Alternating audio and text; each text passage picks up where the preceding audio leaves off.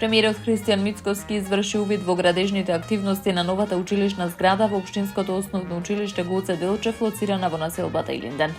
При посетата премиерот истакна дека станува збор за значаен проект кој ќе придонесе за зголемување на капацитетите на училиштето и подобрување на условите за образование на учениците. Тој упати честитки до сите вклучени институции за нивната посветеност и ангажман во реализацијата на проектот. Му честитам на градоначалникот, на Министерката за образование, на советниците и администрацијата на општина Илинден.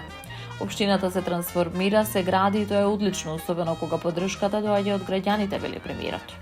Тој додаде дека ваквите проекти се од исклучително значење за локалниот развој и напредување на образовниот систем, нагласувајќи дека очекува реализација на уште многу слични иницијативи во наредниот период.